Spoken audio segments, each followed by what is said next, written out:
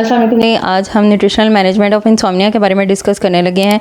तो basically insomnia होता क्या है? इंसोम्निया जो होता है ना, वो स्लीप डिसऑर्डर है जिसमें आपको डिफ़िकल्टी फ़ील होती है। एक तो आपसे सोया नहीं जाता, और फिर अगर सो जाते हो तो आपसे you can not stay sleep, और फिर बार बार जो है ना आपको उठने की वजह से रेस्टफुल स्लीप आपको नहीं मिलती, और जब आप उठते हो तो आपको थकावट सी महसूस होती है। शॉर्ट टर्म भी हो सकता है इंसोम्निया, जिसको एक्यूट कहते हैं। लॉन्ग टर्म भी हो सकता है, जिसको क्रॉनिक कहा जाता है। और ये सिग्निफिकेंटली इम्पैक्ट करता है आपकी डेली फंक्शनिंग को, क्योंकि ऑब्वियसली जब तक आपकी स्लीप पूरी नहीं होगी तो बहुत सारे बॉडी फंक्शन जो है वो आपके नहीं हो पाते। तो डेफिनेटली आपकी मेंटल हेल्थ पे और ओवरऑल आपकी वेलबींग पे इसका इम्पैक्ट आएगा। सिम्टम्स क्या होते हैं? कॉमन सिम्टम्स इसके क्या होंगे कि आपसे सोया नहीं जा रहा रात को, बार बार आप उठ रहे हो सारी रात, अगर वेल रेस्टेड फील नहीं कर रहे पूरी रात सोने के बाद भी, क्योंकि बार बार आप सोते उठते रहते हो। फिर सारा दिन आपको थकावट रहती है, स्लीपीनेस फील होती है, चिड़चिड़ापन रहता है, मूड चेंजेस होते रहते हैं, डिफ़िकल्टी होती है कॉन्सेंट्रेट करने में। तो ये सारे सिम्टम जो है आपके इंसोम्निया के अंडर फॉल करते हैं। अगर तो ट्रीटमेंट नहीं करेंगे तो क्या होगा? उसमें बेसिकली पुअर कॉग्निटिव फंक्शन आ सकता है, हेल्थ रिस्क आ सकते हैं, मेंटल हेल्थ इश्यूज़ आ सकते हैं, क्वालिटी ऑफ लाइफ आपकी रिड्यूस हो सकती है। कॉग्निटिव फंक्शन आपके कैसे इम्पैक्ट होंगे? आपकी मेमोरी इम्पेयर हो सकती है, आपका फोकस नहीं सही तरह से रहेगा, डिसीजन मेकिंग आप नहीं कर पाते, क्योंकि due to lack of restorative sleep आपकी होती है। क्योंकि जब हम स्लीप कर रहे होते हैं ना, तो उस टाइम पे काफ़ी सारे हमारे फंक्शन जो होते हैं वो रिस्टोर कर रहे होते हैं, बॉडी अपने आप को रिस्टोर कर रही होती है। हेल्थ रिस्क उसमें इंक्रीज़ हो जाते हैं, जिसमें आपकी जो है high blood pressure, heart disease और डायबिटीज़ वगैरह जो है, वीकेंड इम्यून फंक्शन, ये सारी की सारी चीज़ें जो है आपकी अनट्रीटेड इंसोम्निया के साथ लिंक्ड होती हैं। मेंटल हेल्थ इश्यूज़ आपको आ सकते हैं। एंजाइटी डिप्रेशन जो है वो वैसे ही नींद की कमी के साथ लिंक्ड है, तो ये वर्स हो जाती है, और ओवरऑल मूड डिस्टर्बेंसेस आपकी काफ़ी आने लग जाती हैं जब आपका लॉन्ग टर्म इंसोम्निया रहता है। तो क्वालिटी ऑफ लाइफ आपकी रिड्यूस होगी जब आपको कॉन्स्टेंटली थकावट रह रही है और आप चिड़चिड़ापन है आपका, ठीक है। तो और की प्रोडक्टिविटी भी रिड्यूस होगी, और आपके रिलेशनशिप को अफेक्ट करेगी, एंड वर्क परफॉर्मेंस को आपको अफेक्ट करेगी, ठीक है। ट्रिगर्स क्या हैं और मॉनिटर किस तरीके से करना है?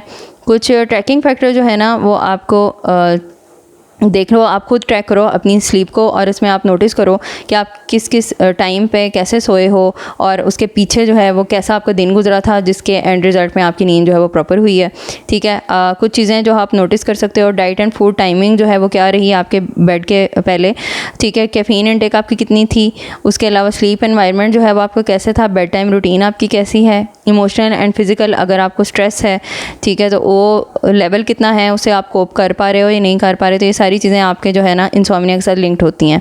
डाइट थेरेपी क्या होगी इंसोम्निया के लिए? बेसिकली आपने रिलैक्सेशन को प्रमोट करना होता है डाइट थेरेपी से, आपका ब्लड शुगर लेवल को स्टेबलाइज करना होता है, और वो वाले फूड आपने अवॉइड करने हैं जो कि आपकी स्लीप के साथ इंटरफेयर कर सकते हैं, ठीक है। की डाइटरी रिकमेंडेशंस इसमें क्या होंगी?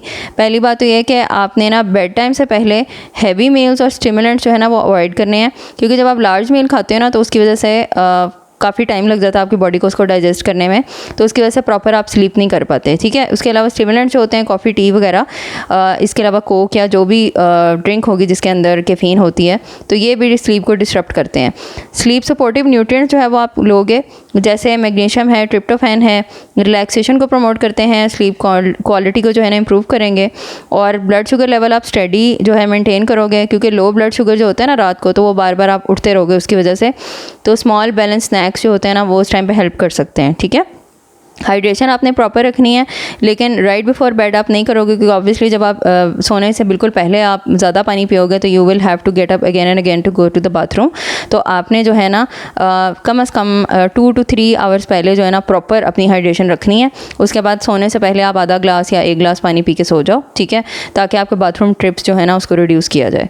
कौन कौन से खाने आपने इसमें खाने हैं? सबसे पहले तो ट्रिप्टोफैन अपनी डाइट में इंक्लूड करना है, जैसे कि टर्की, चिकन, एग, नट्स और सीड जो है ना, इन सब में ट्रिप्टोफैन होता है बेसिकली। अब ये क्या है? ये प्रीकर्सर है सीरोटोनिन का, मेलाटोनिन का। मेलाटोनिन जो है ना ये आपका स्लीप हार्मोन होता है जो कि आपकी बेटर स्लीप को प्रमोट करेगा, ठीक है। मैग्नीशियम रिच फूड्स कौन से होते हैं? उसमें आलमंड्स हो गए, स्पिनच, बनानास, ये सब मैग्नीशियम में रिच होते हैं, जो कि मसल्स को रिलैक्स करने में हेल्प करते हैं और आपकी स्लीप को सपोर्ट करेंगे, ठीक है। नेक्स्ट आपका आ गया कॉम्प्लेक्स कार्बोहाइड्रेट्स, जिसमें होल ग्रेन्स, ओट मील, स्वीट पोटैटो आ जाता है।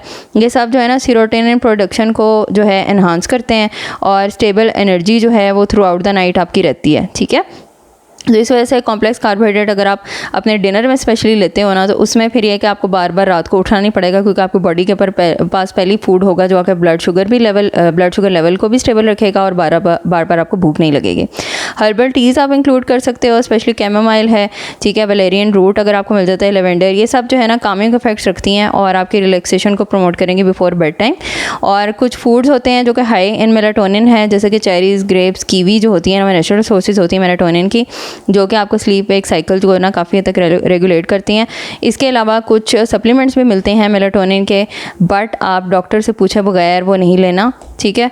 ये मेलाटोनिन के सप्लीमेंट जो है आपको मार्केट पे ओवर द काउंटर मिल जाते हैं, but you do have to consult a doctor before taking them. और अवॉइड कौन कौन से फूड्स करने हैं, कैफ़ीन आपने नहीं लेनी, ठीक है, कॉफ़ी, टी, सोडा, चॉकलेट, ठीक है, ये काफ़ी आवर्स तक हमारे सिस्टम में रहते हैं और रेस्टफुल स्लीप जो है प्रिवेंट करते हैं। तो आपने कैफ़ीन जो है वो कम से कम at least I think 5 to 3 hours depending on कि आपकी बॉडी किस तरह से उसको हैंडल कर रही है। तो ये टाइम जो है आपने अपने मुताबिक सेट करना है कि इतने घंटे पहले बेड से आपने कैफ़ीन का इंटेक बंद कर देना है।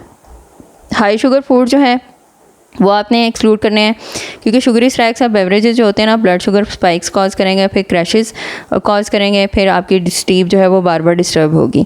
अच्छा जी, स्पाइसी और एसिडिक फूड्स अगर आप खा लेते हो तो उसमें क्या होगा कि आपको एसिड रिफ्लक्स होने के चांसेस ज़्यादा हो जाएंगे, और सिट्रस फूड्स भी आपने सोने से पहले नहीं लेने, और बार बार आप डिस्कम्फर्ट फील करोगे और आपकी स्लीप जो है वो फिर इंटरप्ट होती रहेगी। High fat and greasy foods अगर आप ले रहे हो वो डाइजेस्टिव डिस्कम्फर्ट जो है वो कॉज करते हैं, तो आप एक तो फॉल स्लीप नहीं कर पाओगे, और अगर सो गए हो तो फिर आपसे प्रॉपर सोया नहीं जाएगा।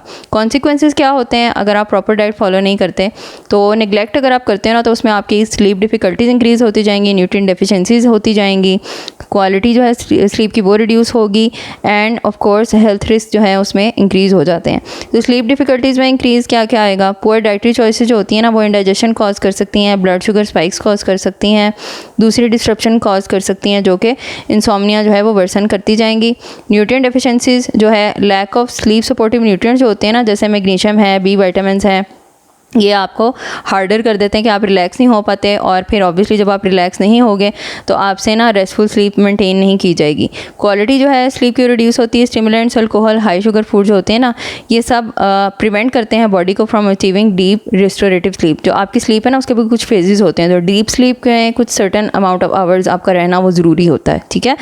एंड आपके हेल्थ रिस्क कौन कौन से हैं, परसिस्टेंट इंसोम्निया अगर आपको है तो फिर क्रॉनिक हेल्थ कंडीशन उसमें आ सकती हैं, जैसे ओबेसिटी है, डायबिटीज़ है, कार्डियोवास्कुलर डिजीज़ है। तो इंसोम्निया को आपने इग्नोर नहीं करना। अगर आपको ज़्यादा ही सीवियर स्लीप डिस्टर्बेंसेस है तो आप जल्द से जल्द उसका ट्रीटमेंट करो।